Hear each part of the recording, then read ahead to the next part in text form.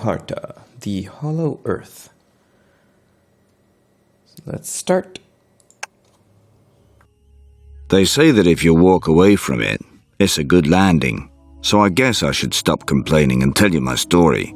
It all began right after the big Tokyo earthquake, where everybody but me managed to get a juicy contract for flying emergency supplies, medicine and stuff in and out of Japan. Me and my trusty dog Murphy were sitting in the hangar twiddling our thumbs and thinking about repainting the plane to kill some time when this beautiful girl walked in.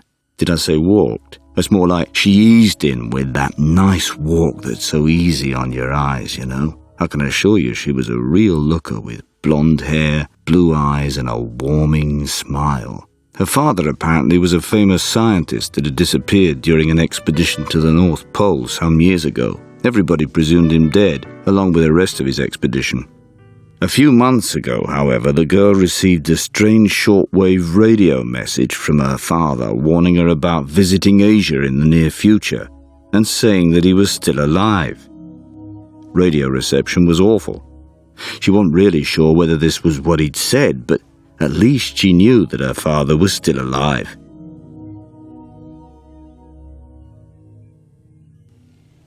She spent a couple of weeks trying to convince her father's colleagues to investigate, but apparently he wasn't too popular in the scientific community, if you know what I mean, and he was considered something of an eccentric by his peers. Professional jealousy, she assures me, as her father had once been one of the greatest in his field. Finally, she sold all her belongings to raise money and was begging me to help her. "Help me find my father before he too succumbs to the cold of the Arctic. I'll give you everything I own."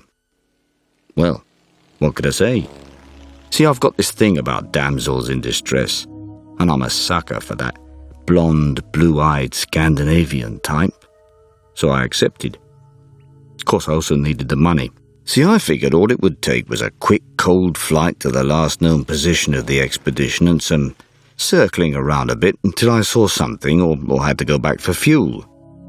Soon as we started to approach the last known location, things started to turn sour. Murphy started growling in his sleep.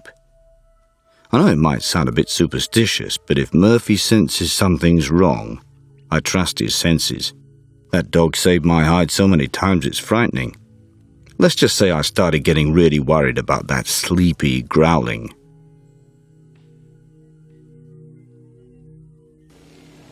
Not long after that, the compass started acting up on me, pointing in crazy directions and spinning like mad. The radio sounded like a thick carpet of noise with eerie whispers coming in when the noise subsided. I started getting this prickly sensation on the back of my neck and then broke out in a sweat. Despite the chill in the cockpit, the plane was engulfed in a thick fog that seemed impossible to climb out of. I've never seen anything like it in all my flying days. Day turned to night and then back again in what seemed like a matter of minutes.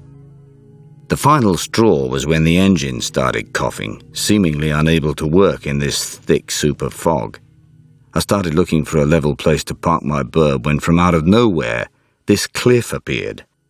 By jerking the stick to the right, I managed to nosedive straight into the ocean. Luckily, we were both thrown out of the plane and into the water with only minor scratches. So, when I broke the surface, I immediately spotted Murphy standing on land nearby. Engulfed by this mysterious and sickening fog, I started to hear creepy disembodied noises. This wasn't the Arctic that I'd read about. Where were we? What was this place? And how the hell would we be able to get out of here? Not to mention saving this old professor type, if he was still alive. I should have listened to Murphy's growl and turned the plane around.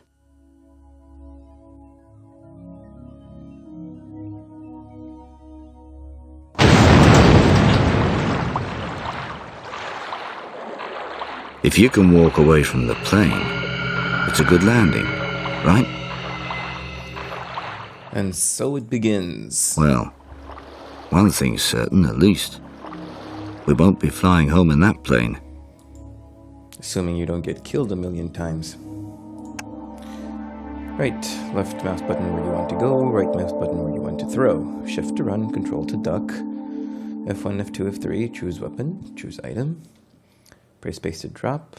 Multi-scene, Z. Change view, Murphy, come set, play fine. Don't push him too hard, no, dearly me. Right. Rocks. A good thing with rocks is that you can always get one when you need one. I'm filling my pocket with rocks to fend off any large animal that you might bump into, and we will be bumping into. So I've been wanting to play this game for a while, but this is a really annoying game. Really annoying to record, really annoying to play. The story is... the concept is interesting with Hollow Earth. But the problem with this game is everything wants to kill you. I thought penguins only lived at the South Pole. Everything. Every animal here chases you and tries to kill you. I mean, why?